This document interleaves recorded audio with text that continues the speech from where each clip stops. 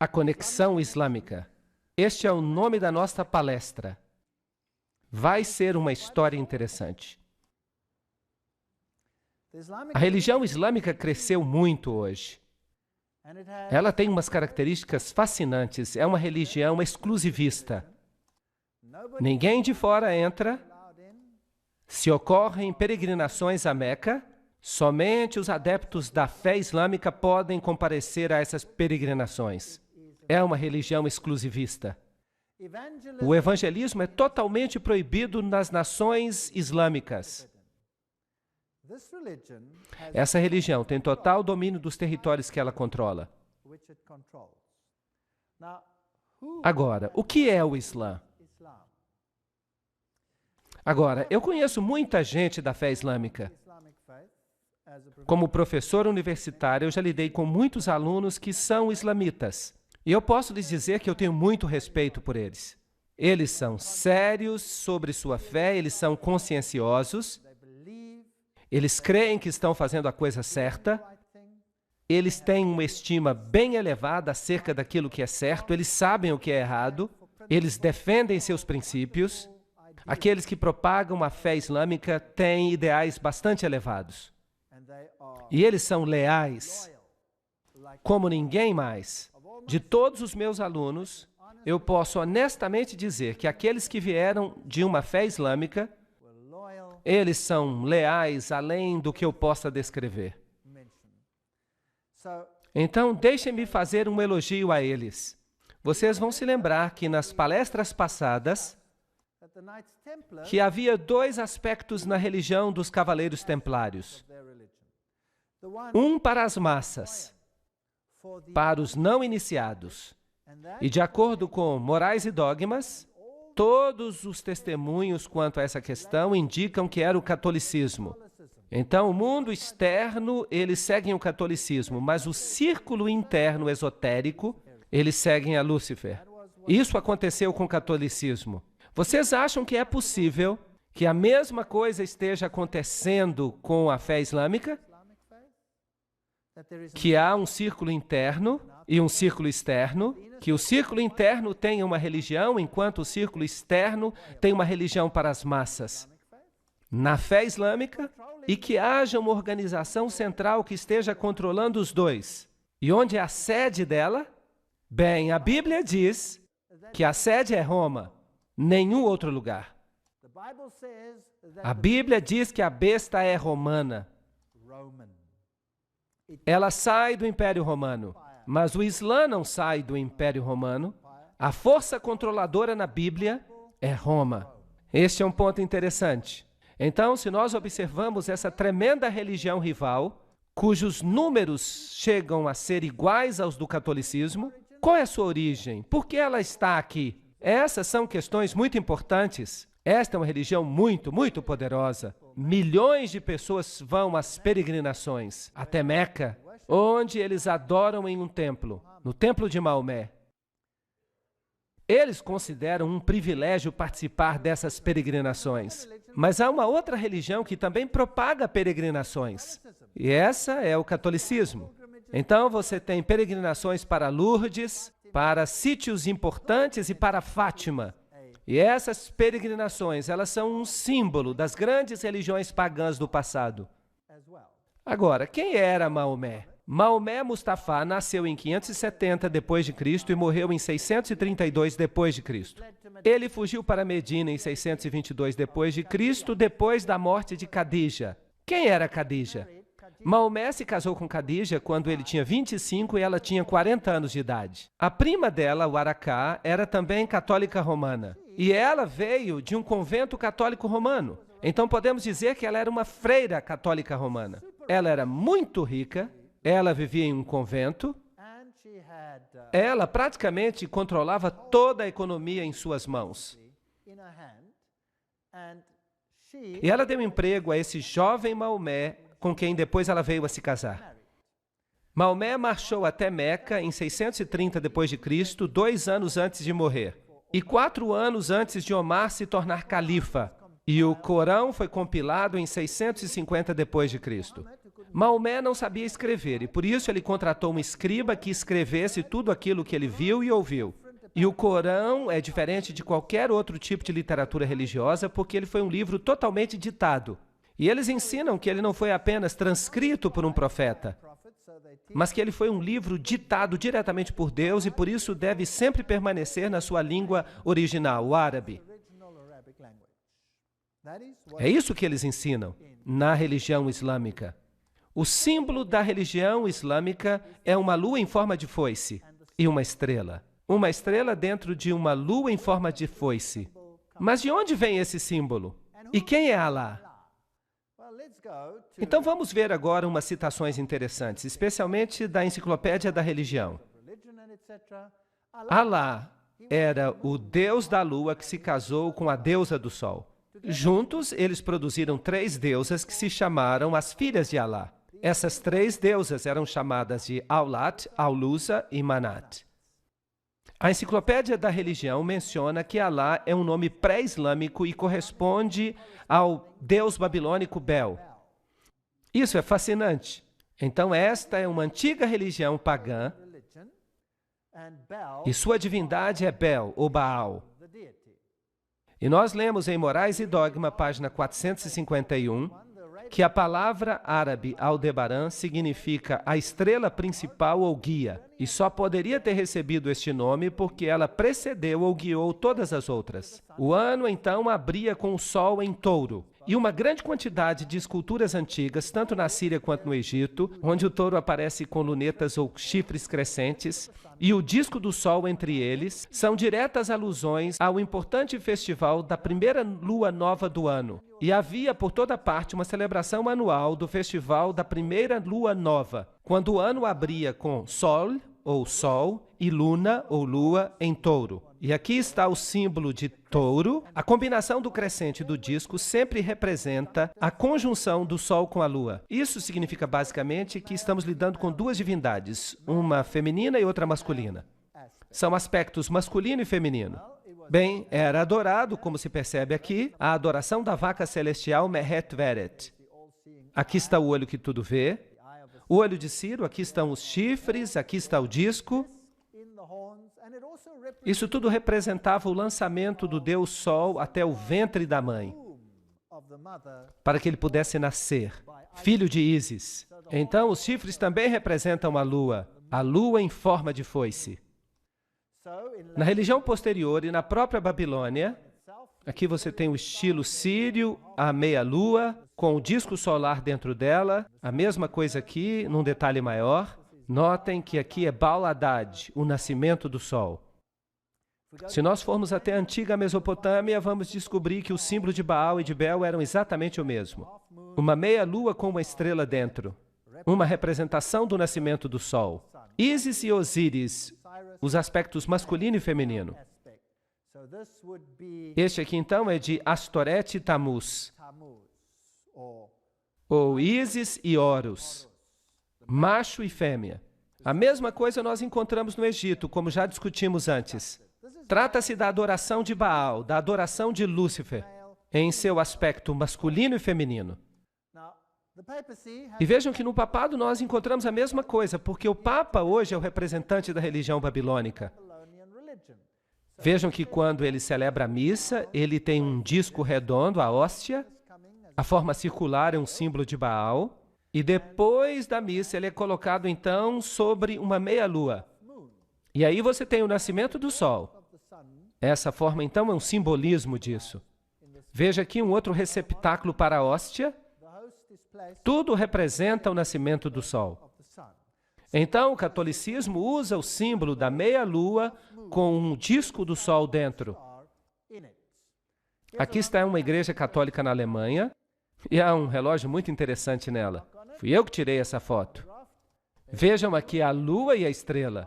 E esta estrela específica aqui tem 8 pontas. E à medida que os ponteiros então se deslocam cada hora, tanto o ponteiro maior quanto o ponteiro menor, quando eles se intercalam, você então produz o nascimento do Deus Sol. A toda hora então acontece Baal Hadad, Baal Hadad, Baal Hadad. Em toda hora do dia. Não é interessante?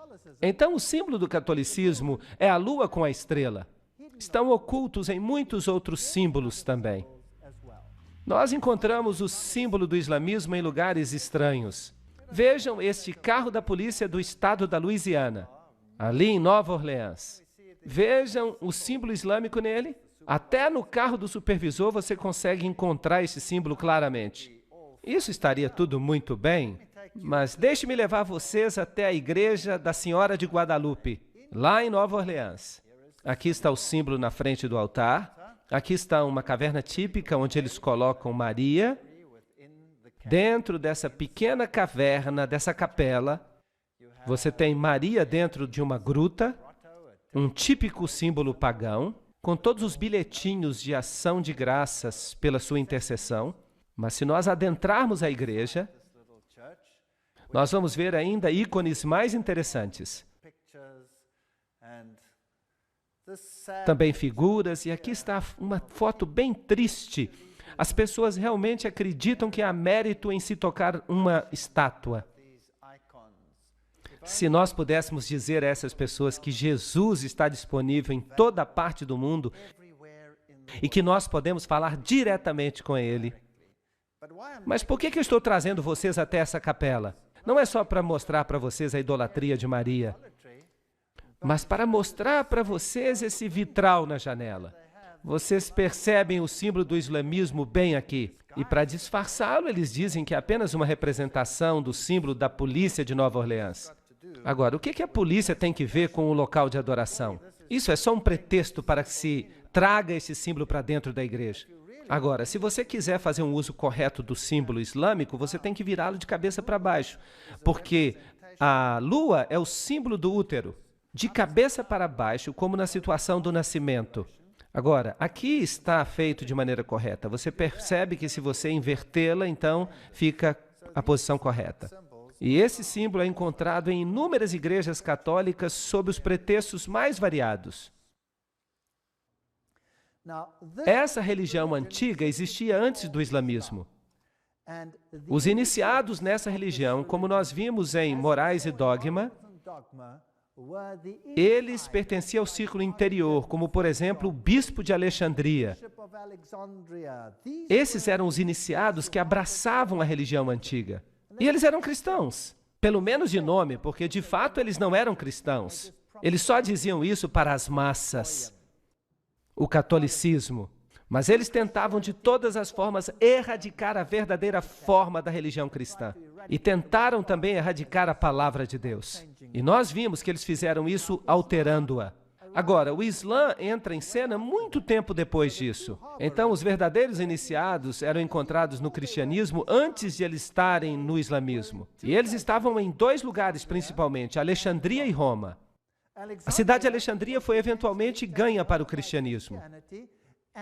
E o bastião, aquela grande biblioteca, foi eventualmente destruída. Então, a sede da religião ocultista se tornou a cidade de Roma. Então, Roma, basicamente, é a sede de todo o conhecimento oculto antigo, mesmo antes da chegada do islamismo à cena. Isso é um fato. E esse antigo ocultismo tinha um inimigo potente. Quem era o inimigo? O cristianismo. O cristianismo estava crescendo em todos os lugares onde os discípulos o ensinaram. O cristianismo estava crescendo no coração do Oriente Médio, na Ásia Menor, até os confins da Índia, diz a Bíblia, no norte da África. Nesses lugares, a verdadeira doutrina cristã prevaleceu. Guardavam o sábado. Só em Alexandria e Roma não se guardava o sábado. Alexandria logo desapareceu como sede e o sábado não era guardado em Roma. É uma história interessante. Então, o símbolo que o catolicismo usa é a estrela e a lua em forma de foice. E notem que esta estrela é exatamente igual à que é usada no islamismo. Não é interessante? Eu fico imaginando quem fez a outra surgir. Obviamente, quem veio primeiro faz surgir quem veio depois, e não quem veio depois faz surgir quem veio primeiro. Não está certo? Então, no catolicismo, nós encontramos uma meia-lua, uma lua em forma de foice com as divindades dentro. E nós descobrimos que Maria se torna a substituta de Jesus como mediatriz de todas as graças. O único mediador do cristianismo é substituído por Maria. Aqui neste mosteiro católico, Cristo coloca a cruz de espinhos na cabeça de Maria e ela tem os buracos de prego na mão. E sempre representam a Maria saindo de uma caverna. Os antigos deuses sempre saíam de cavernas. Loyola, o jesuíta, recebeu toda a sua informação numa caverna. E é interessante que Maomé também recebeu toda a sua informação em uma caverna. Isso é paganismo. Isso nada tem que ver com o cristianismo. E nós vemos nos países islâmicos, esta daqui,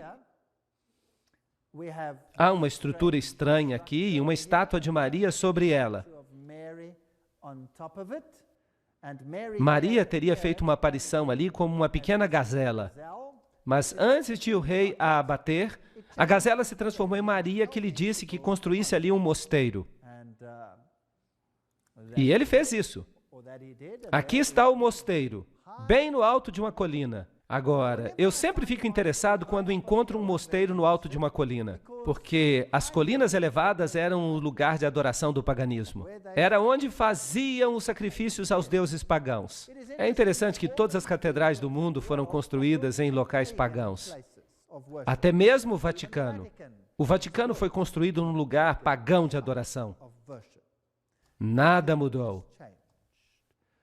Então, quando eu cheguei até este lugar, no Oriente Médio, então eu comecei a procurar pelos lugares antigos de adoração e eu estava certo. Aqui, por exemplo, estão os 3 arcos. Isso significa que havia sacrifícios antigos aos deuses pagãos aqui. E é interessante que Maria está sempre numa caverna. Em Fátima, ela está numa caverna. Em Lourdes, ela está numa caverna. E o Papa faz visitas a essas cavernas. E ele adora nessas cavernas. Assim como Osíris representava o sol no folclore egípcio, Ísis representava a lua. Mas a verdade é que Osíris representa o macho, os poderes ativos e generadores da natureza, enquanto Ísis representava os poderes femininos passivos ou prolíficos. Então isso tudo é um tipo de adoração à natureza. E essas pessoas ficariam felizes na Gruta da Boêmia, adorando as árvores. A revelação templária identifica Ísis como a Madonna Negra. A autoridade para fazer isso vem do antigo líder do priorado de Sião. O culto da Madonna Negra é central para o priorado de Sião. Para eles, pelo menos, não há dúvida alguma sobre o significado da Madonna Negra. Osíris, vejam vocês, era branco e preto. Ele era adorado como negro e adorado como branco. E Maria é adorada como uma Madonna Negra e uma Madonna Branca. Então nós temos todas essas nuances interessantes. Os hititas também usavam o símbolo da meia-lua e da divindade solar. E este símbolo é usado hoje nada mais, nada menos do que pelas Nações Unidas. Vamos fazer uma viagem até um país islâmico hoje. Aqui está uma catedral católica em Amman. E eu estou tirando uma foto dessa catedral católica dentro de uma mesquita. E eu estou dentro da mesquita tirando uma foto dessa catedral católica que fica bem em frente dela. É interessante como a Igreja Católica e o islamismo ficam lado a lado em todos os países islâmicos. Todas as vezes eu fico surpreso de ver a mesquita e a catedral, uma do lado da outra. Mas se você souber que por trás dos bastidores, essas duas religiões são a mesma coisa. Então, se eu observo esse simbolismo, do lado de fora da Catedral Católica, eu tenho o símbolo do sol. É o símbolo da adoração ao sol. E a cruz, é claro, também símbolo do Deus solar. E aqui está o símbolo do sol. Eu atravesso a rua e eu vou até a grande mesquita de Abdullah, uma das melhores, construída pelo rei Abdullah. No portão você tem os símbolos do sol. É o mesmo simbolismo, a mesma religião. E lá no alto aqui você tem o símbolo da meia-lua, o mesmo símbolo que a Igreja Católica tinha no relógio. Era um símbolo de Baal, ou Bel. Dentro da mesquita, claro, não há bancos, porque no islamismo você se ajoelha no chão, você se prostra ali. E se você observar essa cúpula gigantesca, você percebe os raios do sol. É um edifício magnífico. As roupas islâmicas, você pode olhar para as velhas freiras católicas e vocês vão perceber que as roupas são idênticas. As freiras católicas usam a mesma roupa que as mulheres islâmicas usam, aquelas que pertencem à fé ortodoxa. Aqui está a grande mesquita de Damasco, fascinante. Dentro da mesquita Lá dentro há este altar. E aqui está um homem islamita orando neste altar. Para quem que ele está orando? Será que é para Alá? Não. Ele está adorando uma relíquia dos mortos. Porque este é o altar de ninguém mais nem menos do que João Batista. Agora, se você sabe alguma coisa a respeito dos joanitas, e nós já falamos deles, se você escuta o nome João, você pensa no joanismo e você pensa nas sociedades secretas. Tudo isso misturado nos bastidores. Eles alegam que aqui está a cabeça de João Batista. Então, neste altar islâmico, em Damasco, é a mesquita mais velha e mais ilustre do mundo. Aliás, naquele país, e eles dizem que ali está a cabeça de João Batista, mas felizmente a Igreja Católica tem uma igreja que diz que tem o braço de João Batista. Eu fico dizendo que eles deviam se combinar para formar o corpo de João Batista de novo. Por trás dos bastidores, tudo é a mesma coisa. Dentro da mesquita, as mulheres, elas não são muito importantes. Elas ficam relegadas aos lados, os homens ficam no centro. Estão orando ali com uma espécie de terço, e no catolicismo você também usa o terço. Você usa o rosário. O islamismo é uma religião muito solene. Alguns dos sons dessa grande mesquita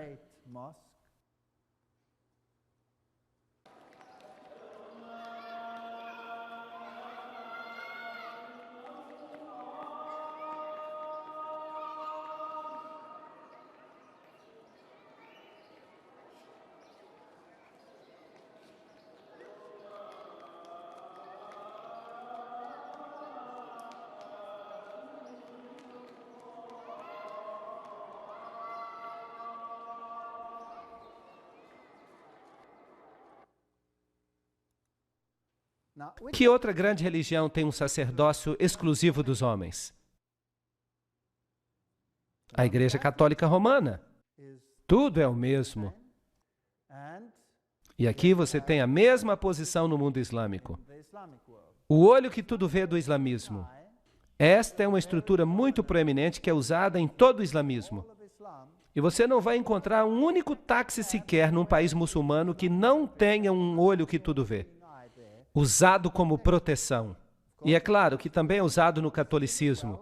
Ele está no dólar americano e em todos esses lugares interessantes. Aqui está o olho de Hathor, o olho de Osíris. Aqui ele está num templo egípcio, num púlpito da Igreja Católica, outro numa catedral católica. O autor maçônico Carl Clary escreve: este é um dos mais antigos e mais difundidos símbolos que representam a Deus.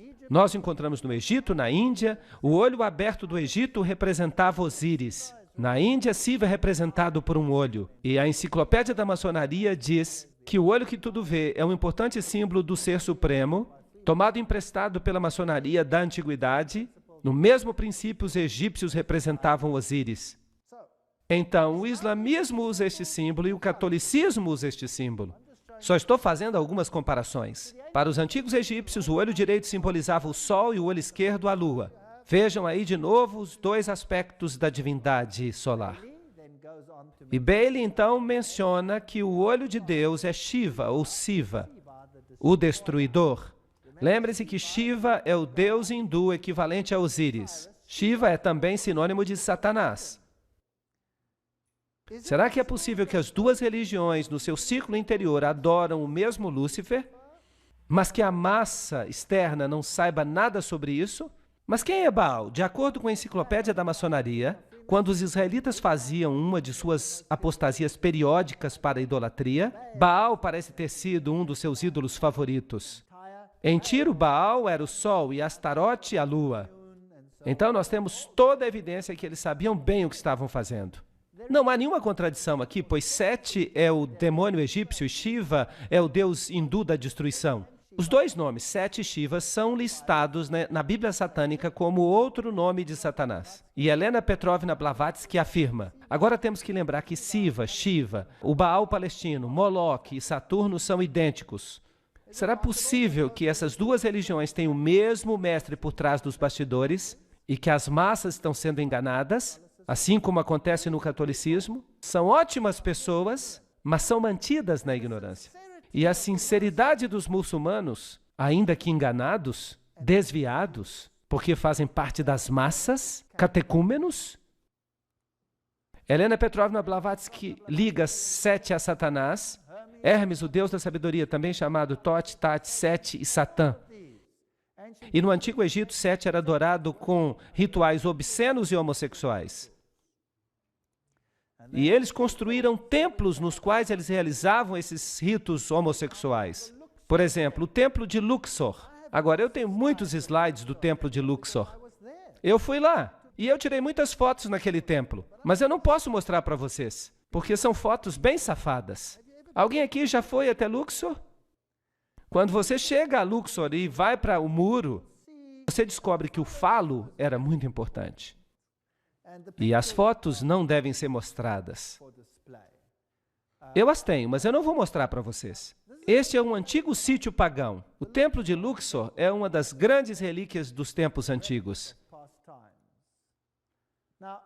Bem, aqui está a entrada. Oh, e o que é aquilo? Isso é uma mesquita. Onde que essa mesquita foi construída? Será que você quer dizer que a mesquita foi construída no templo de Luxor? Será isso possível? Então vamos dar uma olhada mais de perto. Sim, aí está ela. Ela está dentro do templo de Luxor. O que isso diz para você? Se você tivesse que construir uma igreja cristã hoje, será que você escolheria o antigo templo de Baal e construiria sua igreja dentro dele? Sim ou não? Não, claro que não. Agora, e se esta religião for a mesma que a religião antiga do velho culto a Lúcifer? Será que então você estaria disposto a fazer isso? Talvez, sim. Aí eles fizeram. Foi construída dentro do templo. Incrível. Sobre as ruínas. Agora vamos dar uma chegadinha no templo de Baal em outro país. No Líbano. Aí está ele. E desse lado, e este é um templo da mesma divindade, por falar nisso, o que é isso?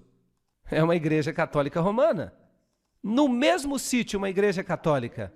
Aqui está a cruz e ali está o templo de Baal. Por que construir no mesmo sítio? Bem, eles têm os mesmos rituais. O catolicismo faz, o Islã também faz. Será que há um objetivo com isso? Se nós visitarmos algumas das igrejas católicas mais famosas, este aqui é o santuário de onde Maria supostamente ascendeu aos céus. Trata-se da grande catedral de Jerusalém. No chão você tem o grande círculo solar com todos os signos do zodíaco. E vocês sabem que Deus proíbe isso? Deus proíbe. E aqui está o lugar onde se deitou Maria. Antes de ela subir, é claro, para o céu. Ela não ficou morta ali.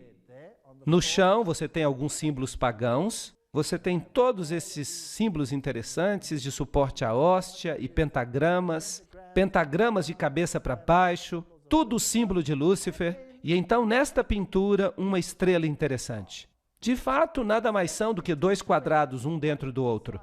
E é com frequência que as divindades pagãs eram assim representadas. Dois triângulos, um dentro do outro, ou como dois quadrados, um dentro do outro. E esses dois quadrados, um dentro do outro, são representações de Ísis e Osíris. Vejam que estão dentro de uma igreja católica dedicada a Maria. Também no chão daquela catedral católica romana, você tem um barco, você tem as ondas, você tem o Quirô, e você se lembra que o livro Morais e Dogma nos disse que trata-se de um símbolo de Osíris. Isso significa que é um símbolo masculino fálico, e o barco representa o útero. É uma representação muito safada, mas num ambiente agradável. Ninguém saberia o que isso de fato significa. Ninguém poderia imaginar que aquele é um símbolo obsceno, a menos que você leia o que os maçons dizem a respeito dele. Isso não é interessante? O barco com o seu mastro na meia-lua era também a mesma representação. Aqui está uma catedral católica romana, construída como um barco fenício. Agora, o que um barco fenício tem que ver com a Igreja Católica Romana? A menos que ele represente o útero. Vamos pedir a Albert Pike que explique isso para nós. Albert Pike escreve que Ísis e Osíris Os princípios ativo e passivo do universo eram geralmente simbolizados pelas partes genitais do homem e da mulher. O lingam da Índia era a união de ambos, bem como o barco e o mastro, e o ponto dentro do círculo. Tudo expressando a mesma ideia filosófica da união das duas grandes causas da natureza. Blá, blá, blá. Bem, nós estamos no caminho certo. Nós estamos descobrindo essas coisas na Igreja Católica. Dentro deste Templo dos Cavaleiros, nós já estivemos aí antes, mas agora eu quero mostrar outra coisa. Lembram-se que da última vez eu mostrei a águia de 2 cabeças? Mas agora eu quero mostrar para vocês o chão. Opa! O que é isto? Esta é uma estrela de 8 pontas. Agora, o que esta estrela representa? Bem, aqui está a estrela do Islã. Não é interessante? As duas estrelas são idênticas. As estrelas do Islã em formas diferentes. Então, nós descobrimos que há estrelas do Islã na Catedral Católica, especialmente dedicada a Maria, e nós também a encontramos no mundo islâmico. Agora, como é que esta estrela foi criada? É simplesmente um quadrado dentro de outro quadrado. Aí está. Agora, se você quer a estrela de Davi, você pega um triângulo, coloque dentro de outro triângulo, e aí está. São símbolos sexuais, são símbolos ocultistas. Agora eu vou dizer para vocês a história interessante de um homem que disse que era um jesuíta, Alberto Rivera. E ele alega que o cardeal Bea, general jesuíta, lhe deu instruções pessoalmente sobre a origem do Islã. E de acordo com Rivera, a Igreja Católica começou o islamismo com o propósito de dominar os árabes e garantir a segurança de Jerusalém. Fascinante. Isto é altamente ridicularizado na literatura. Claro, nada assim pode ter acontecido. Deixe-me fazer uma digressão, uma especulação. Quem veio primeiro, o catolicismo ou o islamismo? O catolicismo chegou primeiro. E o catolicismo tinha um grande problema. A Igreja Bizantina, no início, estava do lado de Roma, não havia dificuldade. De fato, o imperador bizantino elevava o pontífice romano, considerando o corretor de todas as heresias do mundo. Então, sim, a Igreja Bizantina e a Romana eram a mesma igreja no início. Mas depois de 1000 anos houve uma separação entre a Igreja Ortodoxa e a Católica. O patriarca ortodoxo se recusou a aceitar a supremacia do bispo de Roma. Então houve guerra entre esses dois grupos. E essa guerra continuou até depois da Revolução Russa. Mas agora a Igreja Ortodoxa começa a dizer, nós nos desculpamos. Desculpe. Então isso foi resolvido. Mas nos primeiros séculos do domínio católico, qual foi o grande problema do catolicismo? Quem era o problema? Os verdadeiros cristãos. Os verdadeiros cristãos, porque o cristianismo tinha se espalhado no Oriente Médio. Não seria bom se estes supostos cristãos de Roma pudessem conseguir uma organização que erradicasse o cristianismo, substituindo-o por uma outra forma da sua própria religião, fundando uma organização. E eles são bons nisso. Quem foi que os jesuítas criaram? A maçonaria, para fazer sua obra. E eles então banem a maçonaria para que, se alguma coisa acontecesse, eles podiam dizer, bem, não fomos nós, foi a maçonaria. Ou então eles põem a culpa nos judeus. Não somos nós que governamos o mundo, são os judeus. É o sionismo, mas de fato é o catolicismo. Agora, se o mundo ocultista quer obter o controle e o mundo ocultista controla Roma, por que não ficar tudo sob o controle do ocultismo? Não seria interessante? Eu só estou especulando. Eu não posso provar isso. Eu só estou dizendo o que Rivera disse, mas infelizmente ninguém deu crédito a ele. Então vamos olhar o que está acontecendo. Fátima é um lugar muito interessante, porque no passado o islamismo controlou a Espanha e Portugal. E aqui está o Papa em frente da estátua de Fátima. E vejam que aqui está o Templo de Fátima. O membro do Vaticano, Dr. Malaquias Martin, disse que, baseado numa mensagem de Maria numa visita pessoal, o Papa João Paulo acredita que chegará o dia quando o coração do islamismo, já afinado com as figuras de Cristo e da mãe de Cristo, Maria, receberá a iluminação. Iluminação, eu gosto dessas palavras. Elas têm um som agradável que ele precisa, uma segunda Fátima, na qual eles o reconhecerão como o vigário de Deus na terra. Então, quem precisa ser reconhecido como o vigário de Deus? O Papa deve ser reconhecido como vigário de Deus. Então, com os companheiros de viagem, como a Igreja da Inglaterra, a Igreja Episcopal e outras semelhantes, o Papa poderá ser adorado como o Pai Santo e Infalível por mais da metade da população mundial. Eu gostaria de corrigi-lo. Toda a população mundial. Mas isso está além do que eu quero dizer. Agora, o islamismo primitivo, qual foi a área que ele ocupou? Esta área. Quem governava esta região? Quem a governava? Apenas o cristianismo. Antes da chegada do islamismo, aí estava o cristianismo. Mas então o islamismo passou a dominar essa região. E então, por volta de 750 depois de Cristo, o islamismo progrediu e tomou conta de toda essa região, inclusive da Espanha. Isto é fascinante. A Espanha e toda a região da Ásia Menor. Tudo controlado pelo Islã. Vocês sabiam quem governava a Espanha? Eram os visigodos. E os visigodos tinham um evangelho diferente do católico. Eles estavam mais alinhados com os ostrogodos, que de fato guardavam o sábado. Eram povos problemáticos que de alguma forma precisavam ser anulados, nem que fosse por um período de tempo. Eu estou especulando. 900 depois de Cristo. Ali vão eles para o norte da Espanha. Ali estavam os francos, que apoiavam muito o catolicismo. E vagarosamente o Islã começou a chegar. E toda essa região passou a ser controlada pelo Islã. 1100 depois de Cristo, eles já estão aqui no sul da Espanha. E vocês sabem que o sul da Espanha é mais independente do que o norte. Houve batalhas tremendas nessa região da Espanha. E então eles ganharam domínio sobre esta região. E em 1500 depois de Cristo, eles então saem da Espanha e o Império Romano Ocidental se torna totalmente católico. Agora é católico. E Roma controla o mundo católico. E o Islã controla esta região. Aqui está a distribuição atual do islamismo. Há duas seitas, o Sunni e os Shia, e eles controlam áreas vastas. Uma área enorme. Mas inicialmente, onde os cristãos estavam, hoje você pode dizer que é tudo islamita. Há uma história interessante que se conta que as penas vermelhas vêm do fato de que eles as mergulharam no sangue dos cristãos. Eu não quero especular. Eu não sei se isso é verdade ou não. Eu não quero ficar especulando. Mas é interessante.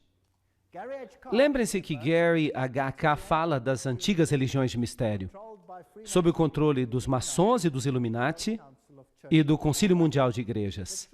Mas e se os verdadeiros místicos que controlam o cenário estão de fato em Roma? Mas e se eles controlam tudo, inclusive esta outra religião, através de pessoas de dentro? E se você monta o quebra-cabeças, com todas as referências que existem, há laços íntimos entre os templários e as sociedades secretas do islamismo.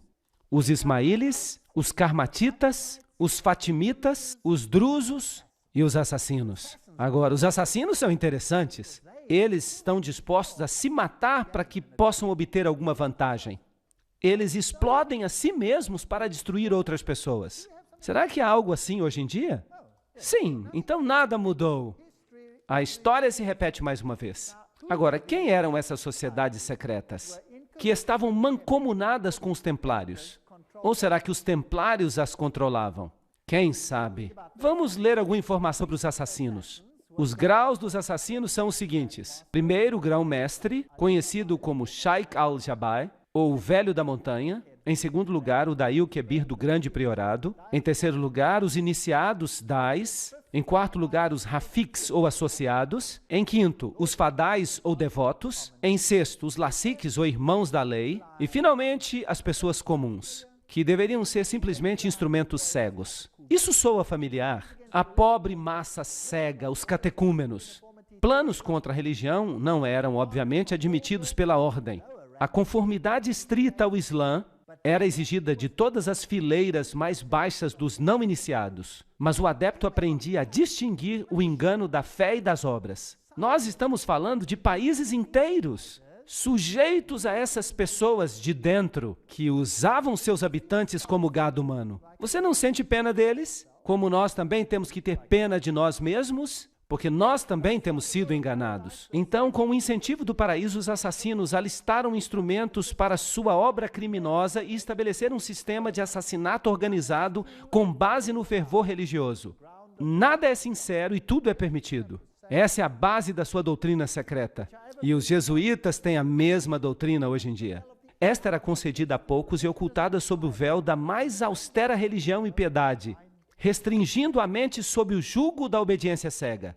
Pobres coitados, enganados pelos agentes satânicos. Também havia os fatimitas, que assumiram o controle.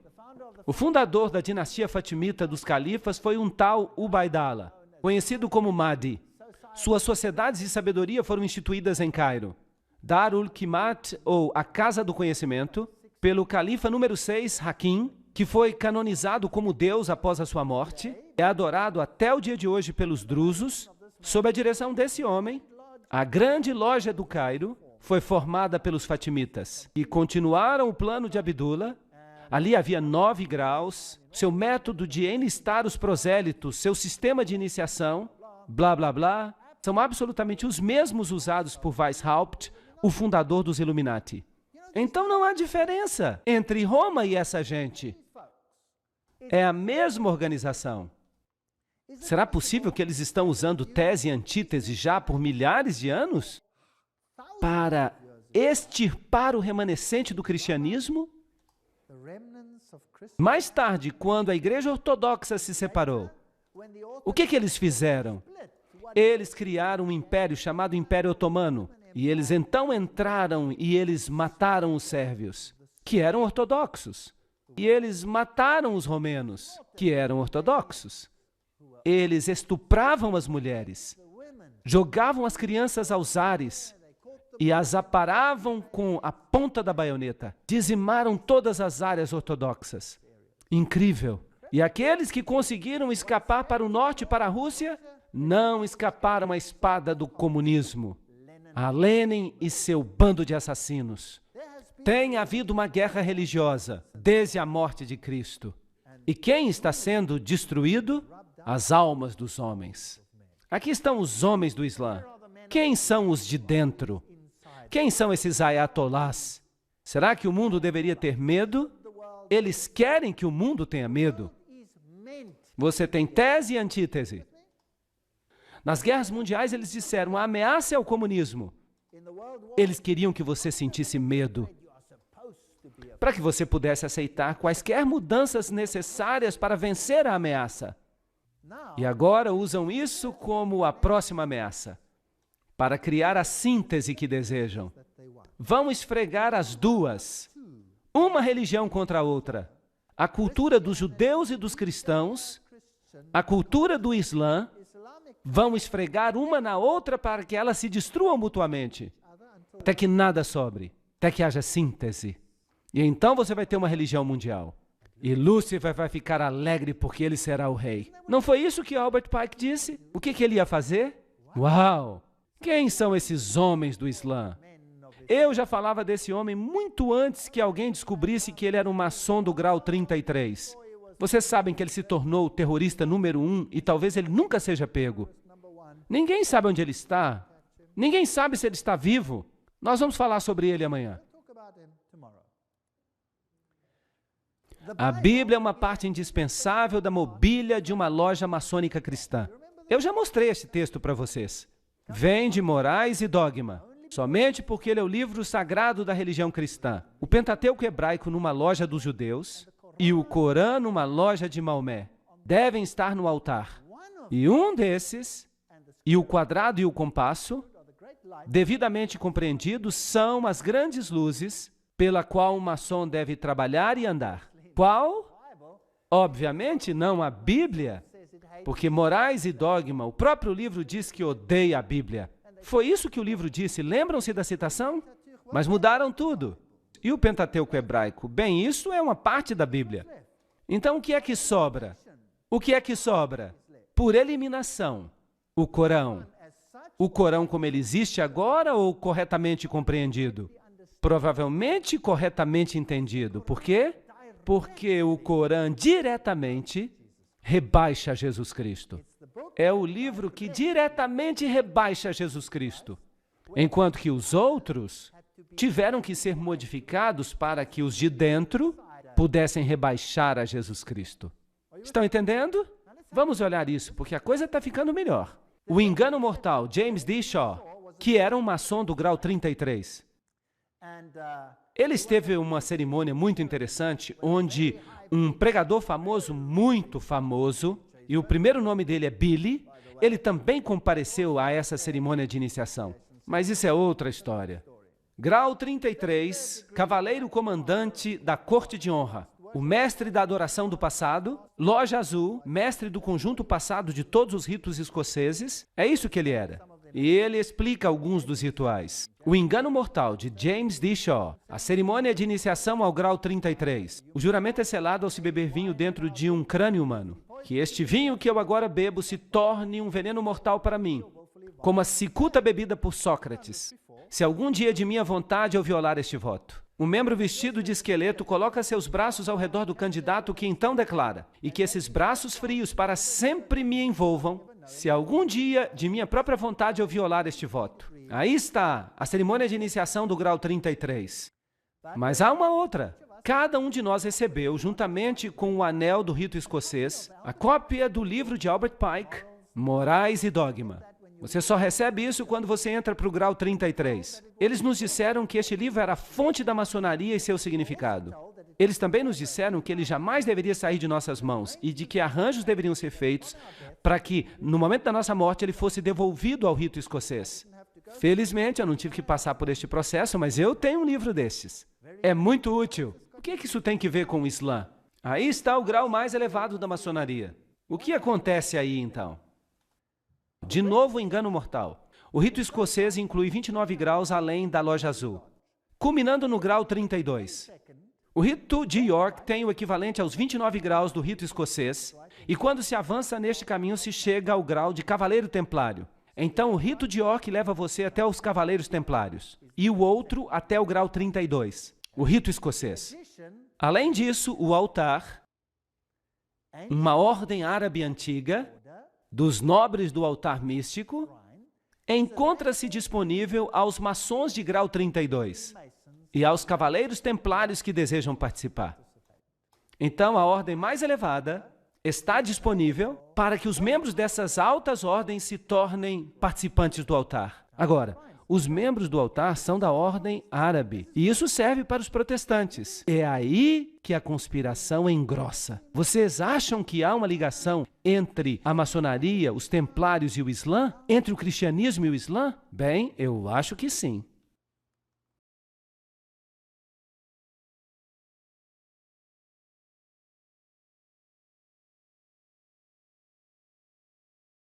A antiga ordem árabe dos nobres do altar místico, o altar, o exército de demonstração da maçonaria, é uma instituição bastante conspícua.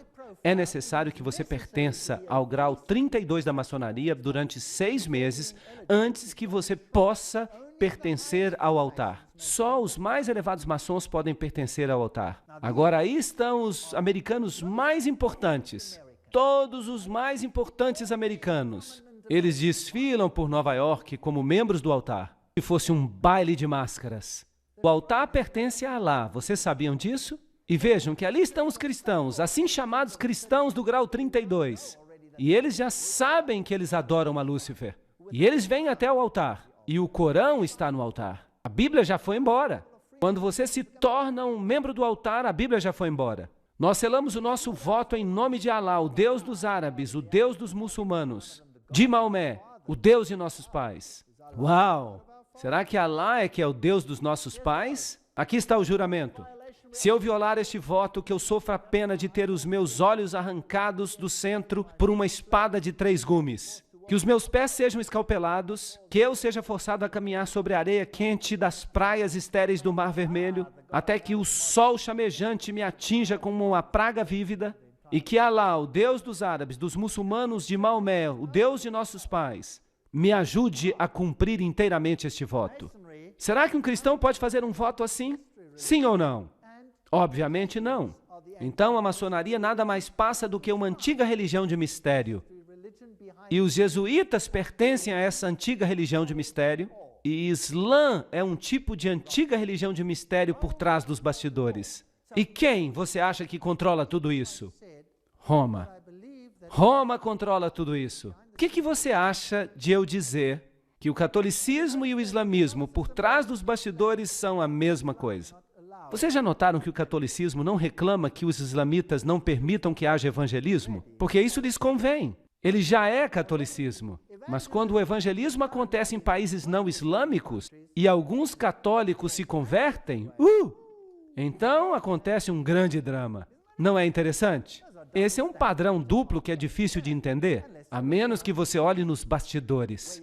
Então há todas essas salas egípcias, há uma sala assíria, e aqui está uma loja maçônica, uma reunião de uma loja maçônica em Cairo.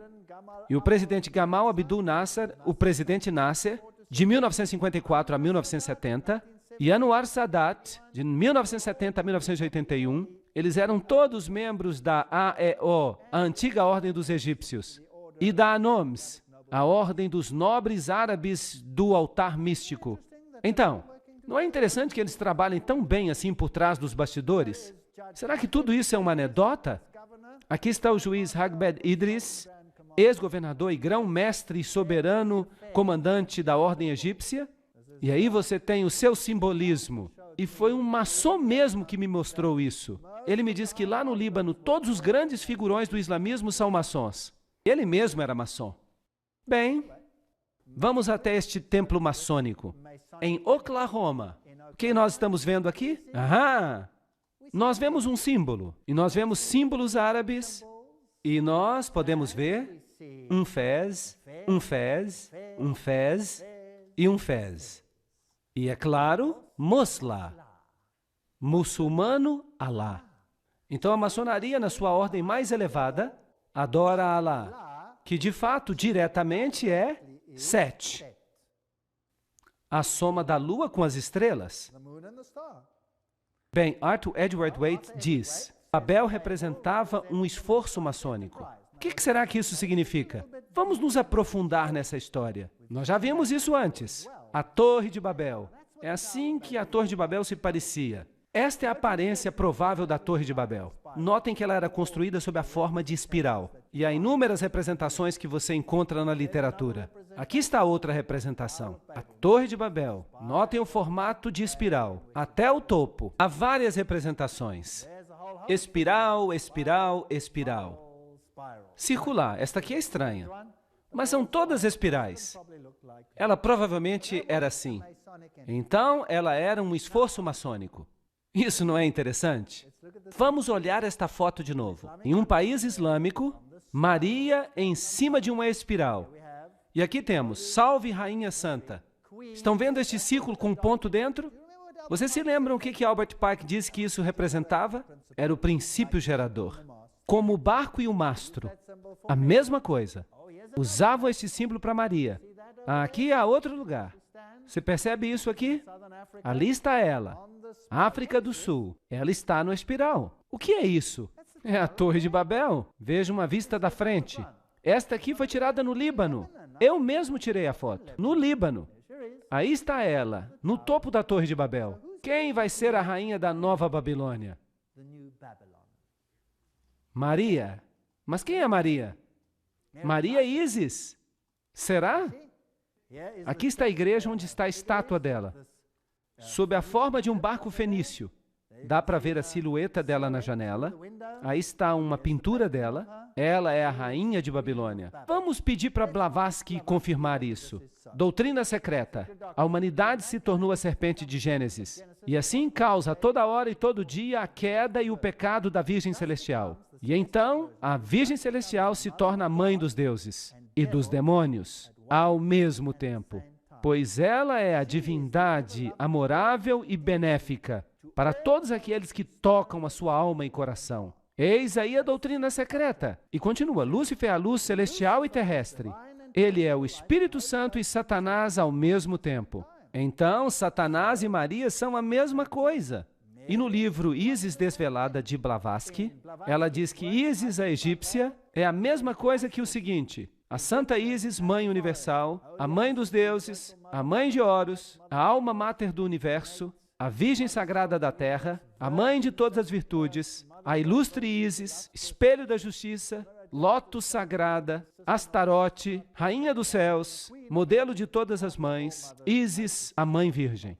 E ela continua. No hinduísmo, a mesma coisa. A Santa Nari, Mariama, interessante. A mãe da fertilidade perpétua, a mãe do Deus encarnado, a mãe de Krishna, a virgindade eterna, todas as mesmas características. A lista inteira. E então nós vamos para Ísis. E aqui está a litania da Igreja Católica. Mesmo livro. O livro Doutrina Secreta. Aliás, Ísis Desvelada. Santa Maria, Mãe da Graça Divina, Mãe de Deus, Mãe de Cristo, Virgem das Virgens, Estrela da Alvorada, muito interessante.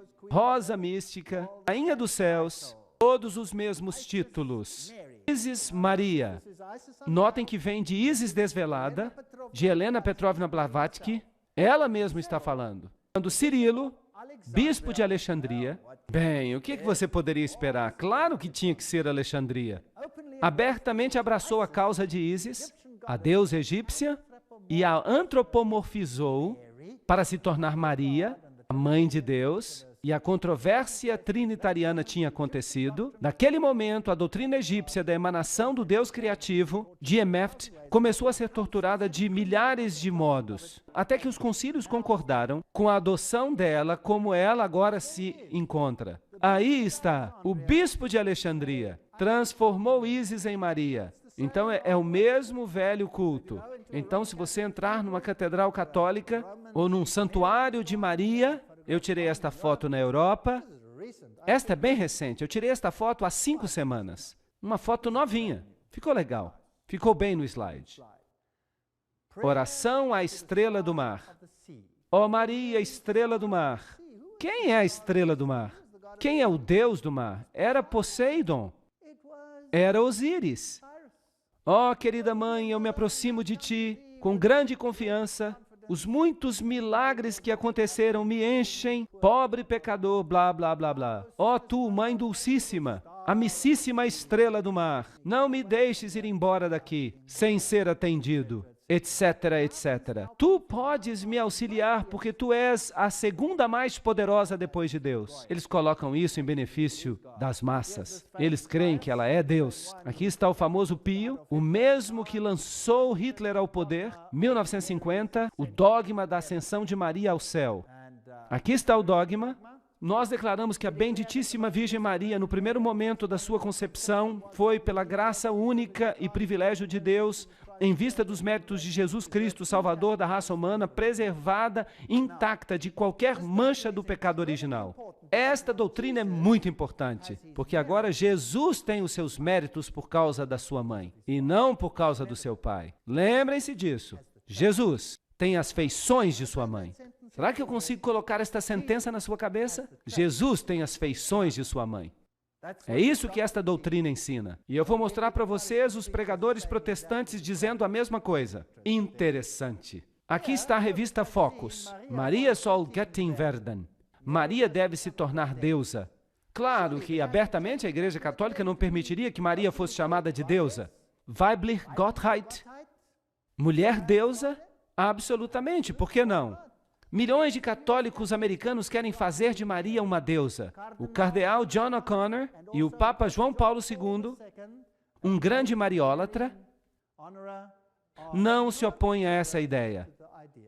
Aí está, Maria é Deus. Claro que ela é Deus para os iniciados. Porque Helena Blavatsky disse o quê? Que ela é Lúcifer. Ela é Lúcifer. Muito bem. É por isso que a versão King James diz em Gênesis 3,15: E eu porei inimizade entre ti e a mulher, e entre a tua semente e a semente dela. Ele ferirá a tua cabeça e tu ferirás o calcanhar dele. Nem a Bíblia Padrão Revista ousou mudar isso. Gênesis 3,15: Porém inimizade entre ti e a mulher, e entre a tua semente e a semente dela. Ele ferirá a tua cabeça e tu ferirás o calcanhar dele. Mas os católicos não gostam do texto assim. E a Joy Himes, que é a Bíblia Jesuíta Online, diz: Eu porei inimizades entre ti e a mulher, entre a tua semente e a semente dela. Ela ferirá a tua cabeça e tu espreitarás o calcanhar dela. Agora é Maria que esmaga, não é mais Jesus. Eles mudaram. Aqui está a fotografia de uma aparição de Maria em Zaitun, no Egito. Então os muçulmanos viram isso. E aqui está um livro fascinante. A rainha de Roma, a rainha do Islã, a rainha de todos. Será que estamos falando da mesma religião? Vamos dar uma olhada. Vamos dar uma olhada nesta página católica da internet. Hearts Are. A doutrina católica romana com respeito a Maria. Esta é a doutrina deles, não sou eu falando. A única, santa, católica e apostólica igreja, dirigida pelo bispo de Roma, sucessor de Pedro I Papa, sempre venerou a Santíssima Virgem Maria, inclusive a sua impecaminosidade. Pois a igreja segue a Escritura, especialmente o Novo Testamento, que ela mesma compilou tão perfeitamente quanto ela segue a sua tradição. Pois eis que todas as gerações hão de me chamar de bendita. Lucas 1:48. Este ainda é um documento católico. Não é surpresa que a mulher triunfe sobre o dragão vermelho, pois as Escrituras dizem isso desde o início. Lembrem-se de Gênesis 3:15, que declara: E estabelecerei inimizade entre tu e a mulher, entre a tua semente e a dela, ela há de esmagar a tua cabeça. Que versão estão citando? A versão católica jesuíta. Uau! Isso é interessante. Vamos continuar. Vem da mesma página da internet. A Mary, a mulher das Escrituras e mãe dos homens, que guarda os mandamentos de Deus e mantém a verdade com respeito a Jesus. Essa declaração é interessante. Nós vamos fazer uma comparação mais tarde que vai ser muito divertida. A ela a igreja aplica as lindas palavras de sabedoria. Ela, o brilho que radia da luz eterna. Ela, o espelho inconspurcado da majestade de Deus. Porque Maria é cheia de graça. A igreja, através do Papa Pio IX, declarou-a como concebida de forma imaculada, sem pecado. Isso é muito importante. Maria passou a ser considerada Imaculada Conceição como resultado de suas aparições em Lourdes em 1858. Ela é imaculada, então Jesus é sem pecado por causa dela, não por causa de Deus, por causa dela. A Imaculada Conceição, ou melhor, o Coração Imaculado, Enciclopédia Católica, livro 6, página 965. Ela declara que coração, no sentido bíblico, significa pessoa interior. Portanto, a Igreja Católica diz que os bispos unidos deveriam consagrar o mundo ao seu coração imaculado. O mundo inteiro deve ser consagrado ao coração imaculado. Isso é fascinante. Vamos ler mais. Sua importância excepcional foi confirmada, além disso, pela aparição de Maria em Fátima. Agora temos uma ligação interessante. Vocês já viram o inferno, então nós chegamos àquelas visões, nós já discutimos as visões do inferno. A Rússia então seria consagrada, e João Paulo II, ela não mencionou o nome dele, mas dizem que é ele quem vai sofrer, e ele é o terceiro, e que todo mundo será dedicado ao seu coração imaculado. E Maria então declara em Fátima que a Rússia se converterá. E o resumo da história é que o mundo será salvo pelos filhos de Maria, aqueles que se devotaram ao seu coração imaculado. Isso é muito fascinante. Vamos ler um artigo dessa mesma página da internet, uma página da Igreja Católica. E o seu autor é o famoso bispo Fulton Sheen. Vamos tentar descobrir alguma coisa ali. O artigo se chama Maria e os Muçulmanos e é encontrado no relatório Mizzensi, páginas 1 a 3, da Fundação do Cardeal Mizzensi, que considera o assunto excepcionalmente importante. E o bom bispo diz, o Corão, que é a Bíblia dos muçulmanos, tem muitas passagens que falam sobre a bendita Virgem. Em primeiro lugar, o Corão acredita em sua concepção imaculada e também no seu nascimento virginal. O seu nascimento virginal. Notem bem, o seu nascimento virginal. Vocês perceberam isso? Ela foi concebida imaculadamente e a mãe de Maria era estéril. Quem se tornou, portanto, o Salvador? Uma contrafação de Jesus Cristo. Esta aqui. Isso é uma afronta. O terceiro capítulo do Corão coloca a história da família de Maria em uma genealogia que volta até Abraão, Noé e Adão. Quando alguém compara a descrição do Corão, do nascimento de Maria, com o Evangelho apócrifo, quem é que diz que os evangelhos apócrifos devem ser aceitos como canônicos? Quem diz isso? O Vaticano disse isso no Concílio de Trento. Nesse evangelho, fica-se tentado a crer que Maomé dependeu muito de seu nascimento. Vocês sabem que Maomé era casado com uma freira católica? Toda a família dela era católica. E ele recebeu a sua doutrina diretamente do abismo sem fim. Não é isso que a Bíblia diz? E essa doutrina começou a se espalhar. E usaram o Islã primeiramente para neutralizar o cristianismo, e então o espalharam ainda mais tarde para se livrar dos inimigos de Cristo, para se livrar dos seguidores de Cristo, e então para se livrar de todos os inimigos de Roma. Os dois livros descrevem a velhice e a indubitável esterilidade da mãe de Maria. Isso não é fascinante? José perguntou como ela havia concebido a Jesus sem pai. E Maria respondeu: você não sabe que quando Deus criou o trigo, ele não teve necessidade de semente? O Corão tem versos sobre a anunciação, sobre a visitação, a natividade. Anjos são representados como acompanhando a bendita mãe e dizendo: ó Maria, Deus te escolheu e te purificou e te elegeu acima de todas as mulheres da terra. Percebem as ligações? Quem criou quem? Será que o catolicismo criou o Islã ou quem sabe o Islã criou o catolicismo? Não pode ser, porque o catolicismo existia antes do Islã. A mesma doutrina. Há uma defesa tão forte da virgindade de Maria aqui no Corão, que o quarto livro atribuiu a condenação dos judeus à sua calúnia monstruosa contra a Virgem Maria. E agora fica melhor ainda. Então, o bispo diz, as duas maiores religiões do mundo creem na fervorosa devoção a Maria e consideram as suas virtudes em alta estima. Os muçulmanos e os católicos compõem cerca de 2 bilhões de pessoas juntos. Eles estão no controle. Tudo de que eles necessitavam era da Igreja Ortodoxa, e agora eles já a têm. E é também verdadeiro que inúmeros protestantes consideram Maria com grande favor. É melhor desistir da religião, pessoal, se você quer fazer parte do clube. Ou então, nós veremos. A grande Madre Teresa declarou este ponto quando ela resumiu a questão nas seguintes palavras, simples e diretas: sem Maria não há Jesus. Uau! Ok. O reconhecimento da concepção imaculada pelo mundo fará com que haja uma relação mais íntima entre as grandes denominações cristãs, católicos e ortodoxos, e também entre o cristianismo e o Islã. Que tipo de síntese eles querem? A união das religiões. O que a maçonaria ensina? Jesus, o filho de José, o Senhor, o Messias e seus apóstolos, e depois destes Maomé, o filho de Abdillah, com sua lei, que é a lei do Islã, e os discípulos da verdade seguiram a lei do Islã. Os discípulos de quê? Da verdade. Seguiram o Islã. Quando o cristianismo se tornou fraco, inútil e impotente, o restaurador e iconoclasta árabe chegou como um furacão purificador. Uau! A fé do árabe se tornou mais forte do que a do cristão. Estão falando do cristão verdadeiro. Então o Islã nada mais é do que o catolicismo, derrotando ou vencendo o cristianismo. Segundo os gnósticos, as almas subiam e desciam por 8 céus. Em cada um deles havia certos poderes, blá, blá, blá, morais e dogma. Agora vejam o que o livro Morais e Dogma diz. Na doutrina antiga, certos gênios tinham uma função de conduzir as almas aos corpos destinados a recebê-las. Vocês já ouviram falar do gênio da garrafa? Às 1001 noites, alguém esfregando a garrafa e, aqui vem o gênio. Quem são esses gênios? Notem que os maçons falam de gênios.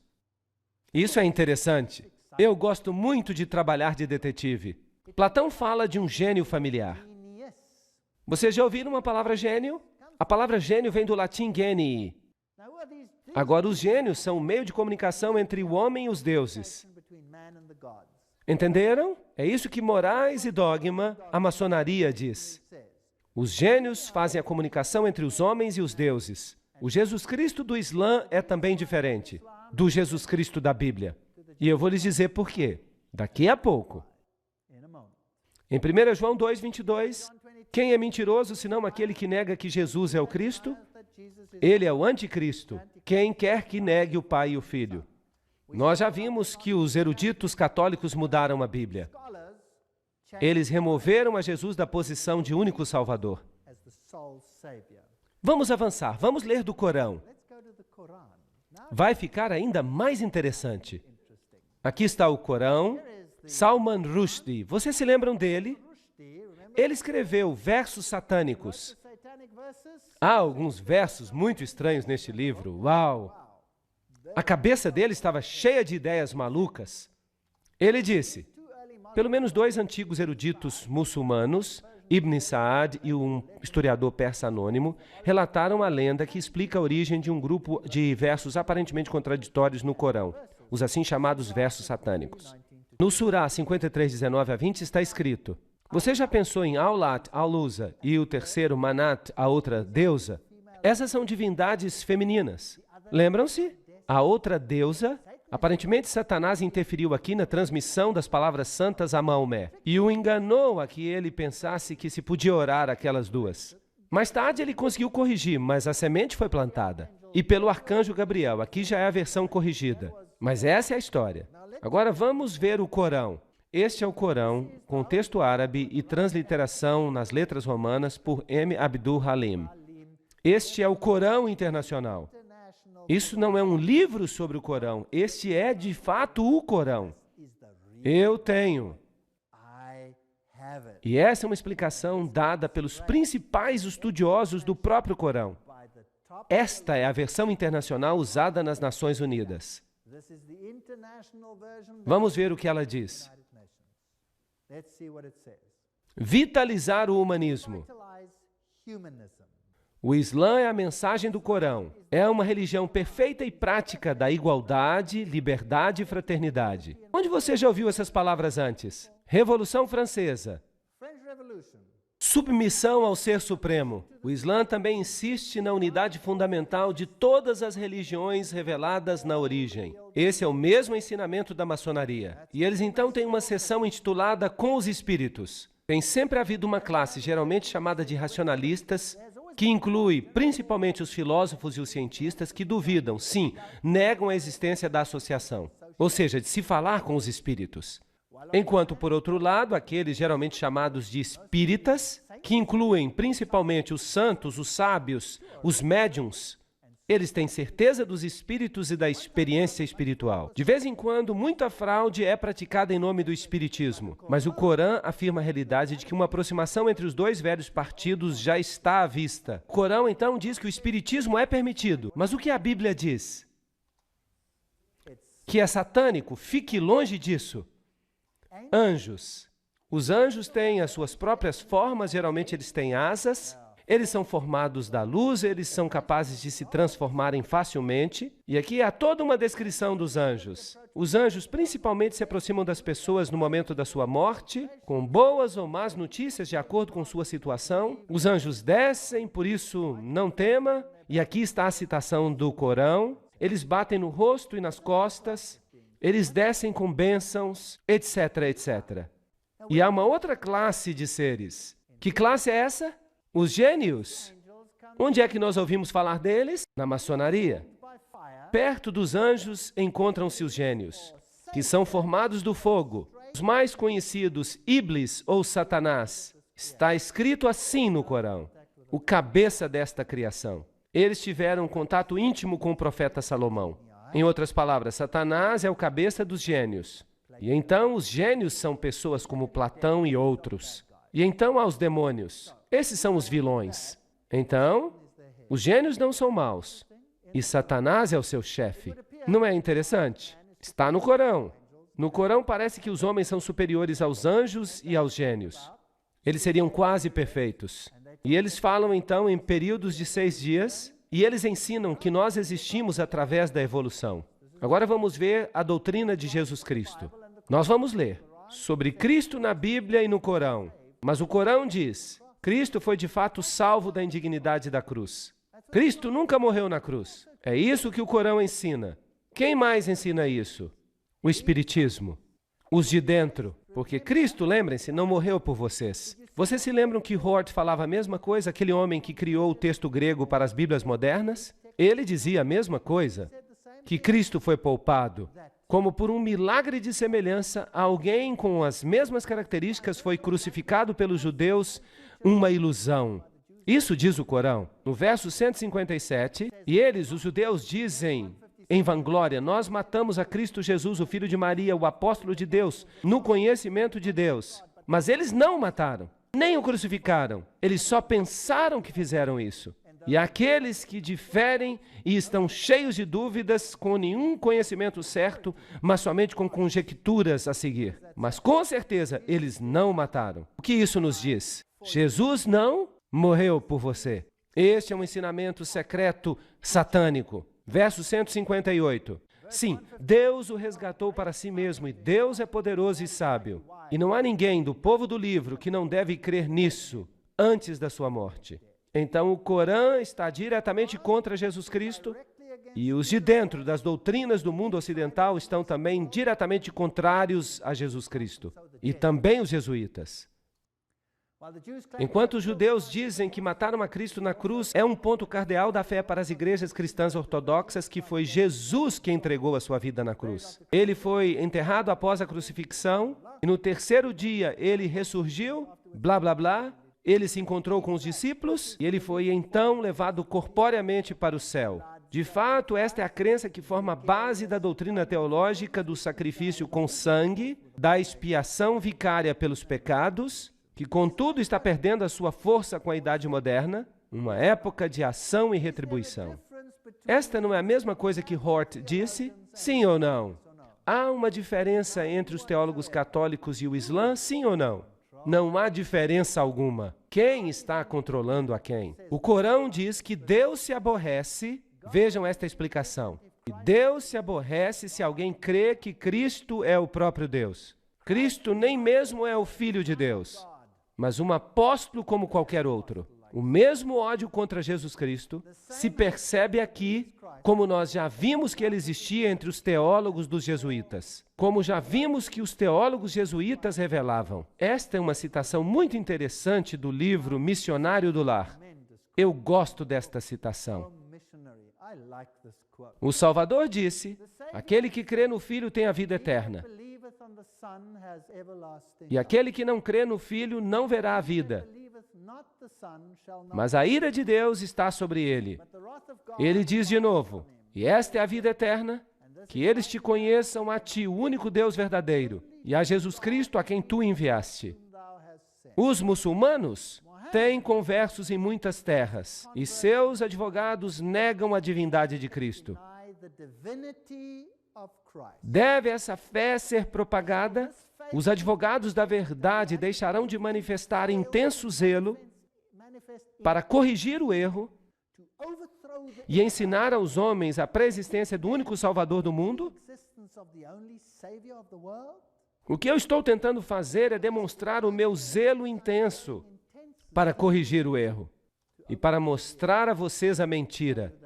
Oh, o que nós precisamos é de homens que esquadrinharão e crerão na palavra de Deus e que apresentarão a Jesus ao mundo em sua natureza divina e humana, declarando com poder e na demonstração do Espírito de que não há nenhum nome sob o céu dado entre os homens pelo qual possamos ser salvos.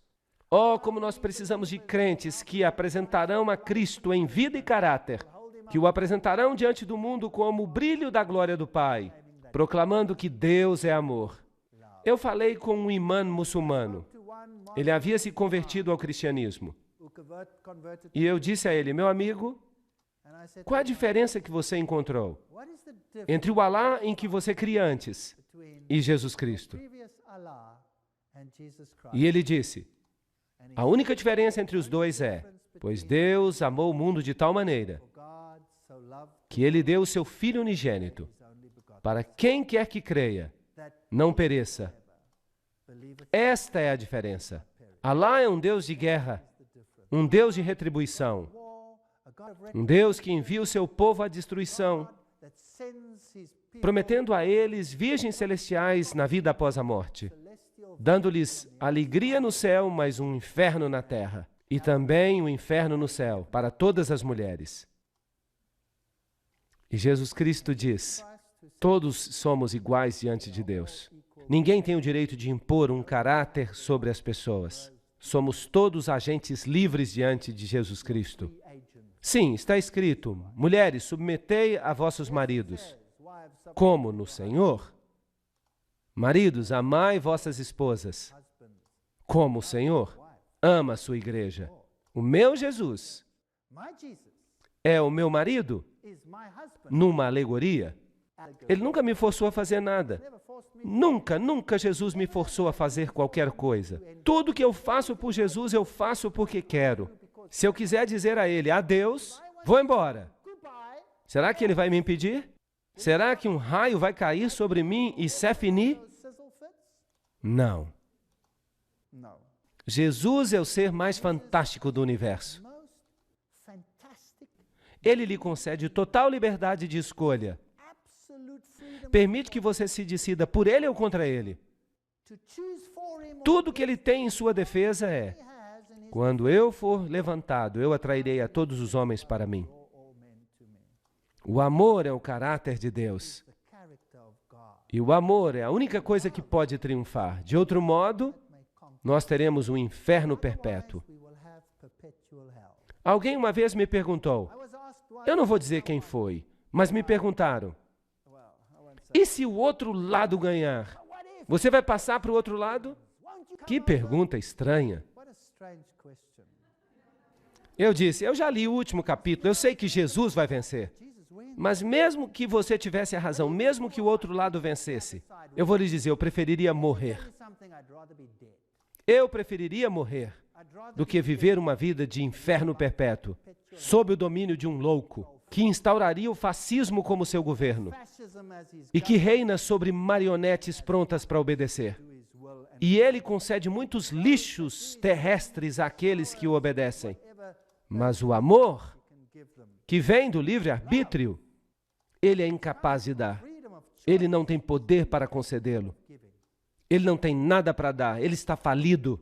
Se Jesus não se sair vencedor, é melhor que nós nos tornemos em pó. Mas, graças a Deus, Jesus vai ser vitorioso. Esta é a mensagem para o nosso tempo. A Enciclopédia Britânica diz, os desvios no Corão das narrativas bíblicas são muito marcados e, na maioria dos casos, podem ser explicadas com referência às anedotas lendárias da Agadá judaica e do Evangelho apócrifo. Quem controla esses escritos secretos? Roma os controla hoje. Roma diz que você precisa crer neles. A Cabala judaica, o Zohar, o Sefer Yetzirah, estes são os escritos. Nós encontramos escritos de Abraão, todos eles pseudepígrafos. O Sefer Yetzirah é o livro ao qual o Corão se refere com o nome de Livro de Abraão. São escritos ocultos. Assim foram feitos esses livros. A vinda do Redentor. Vejam o que a Cabala fala. As calúnias abomináveis contra Cristo e o cristianismo ocorrem não apenas na Cabala, mas também nas edições anteriores do Talmud. Nele está escrito, neles, Jesus é chamado aquele tal, o tolo, o leproso, o enganador de Israel. São palavras terríveis, usadas para Jesus Cristo. O que faz este slide aqui? O Papa e o ator Jim Caviezel, que fez a parte de Cristo no filme A Paixão de Cristo, ajoelhado diante do Papa. Será que o Papa aqui está levantando o nome de Jesus Cristo? Será? Agora, se você observar com cuidado, é Maria que recebe toda a atenção. Pedro se ajoelha e pede a Maria perdão. Claro, se dissessem isso claramente, ninguém creria. Mas e se você apresentar uma versão para as massas? E então você os pega com uma teia religiosa, que no âmago não passa de uma mentira. E o pobre Islã? Acontece a mesma coisa. Do lado de fora se ensina o Islã com as exigências mais rigorosas que essas pobres pessoas precisam cumprir a cada dia. E os de dentro não creem em nada disso, eles adoram diretamente a Lúcifer. São as pessoas mais licenciosas de todas. Milhões de pessoas estão sendo enganadas no mundo hoje. Isso não é uma catástrofe? Será que nós não vamos nos levantar e vamos dizer, Deus é amor, entreguem suas vidas a Ele. Precisamos nos separar dessas mentiras. No catolicismo, no Islã, no hinduísmo, no budismo. No budismo você se senta e você se esvazia até que nada sobre e você começa a levitar, porque você perdeu todo o peso, você não é nada. Jesus Cristo diz, eu vim para te dar vida em abundância, eu vou te encher com a minha pessoa. E o que as outras religiões fazem? Elas esvaziam você até que você se torne uma casca sem nada dentro. Que engano terrível! E todas essas exigências e rituais, tudo isso é terrível. É terrível não ter a Jesus Cristo e a liberdade que Ele nos dá. Vejam isto. Aqui está a verdade por trás dos bastidores. Aqui você tem estrelas de rock se prostrando diante do Papa. Você tem Yasser Arafat beijando o anel do Papa. E o que os pregadores protestantes falam sobre isto? Bem, no dia 30 de maio de 1997, no programa David Frost, Billy Graham disse: eu acho que também o Islã é mal compreendido, porque Maomé tem um grande respeito por Jesus. Será que ele leu o que eles falam? E ele chamou a Jesus de o maior dos profetas além dele, um homem se exaltando acima do Filho de Deus. E eu acho que nós estamos mais perto do Islã do que nós imaginamos. Billy Graham, será que você não está usando linguagem maçônica?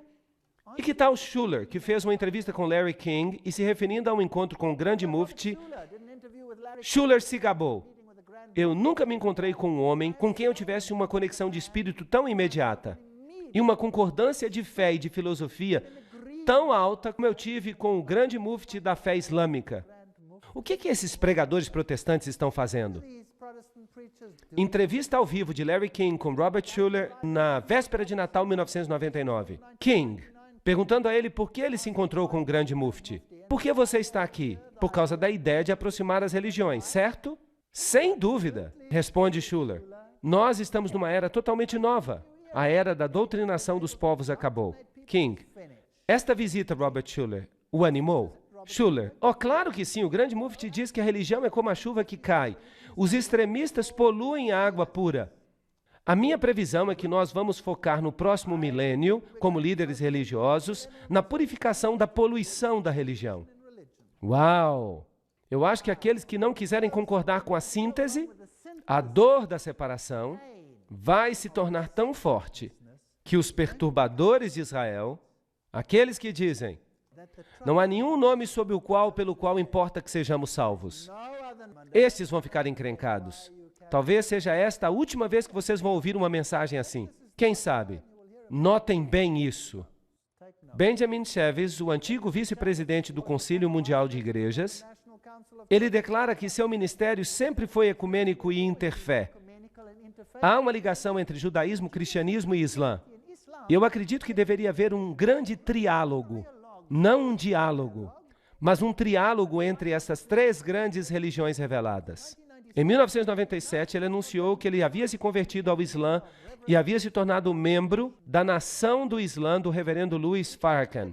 Ele alega que ainda crê em Jesus Cristo, mas ele espera que seu anúncio choque a muitos cristãos e também a seus amigos e colegas de ministério. E ele continua dizendo, ele também insiste que ele não mudou de fato.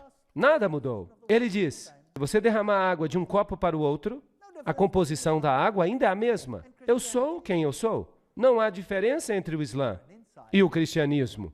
Claro que não.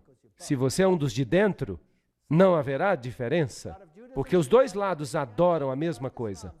O Deus do judaísmo é o Deus do cristianismo e é o Deus do Islã. Desculpa, não no meu caso. O meu Deus morreu por mim.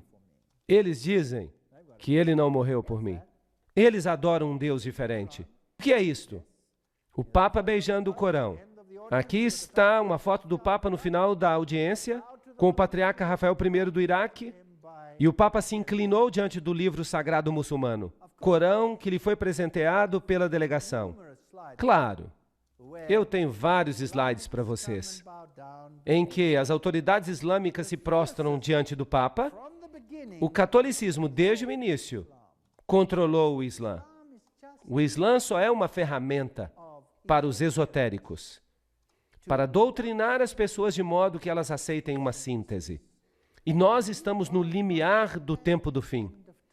Apocalipse 18:4, eu ouvi outra voz do céu dizendo: saí dela, povo meu, para que não sejais participantes de seus pecados e para que não recebais as suas pragas. Eu creio que há muitas pessoas no Islã que verão a luz, que verão que foram enganadas, assim como muitos católicos que verão a luz, que foram enganados. Eu mesmo já fui católico romano. E aqui estou eu, testemunha viva desse fato. E a verdade me libertou. Que privilégio é para mim orar diretamente ao meu Deus.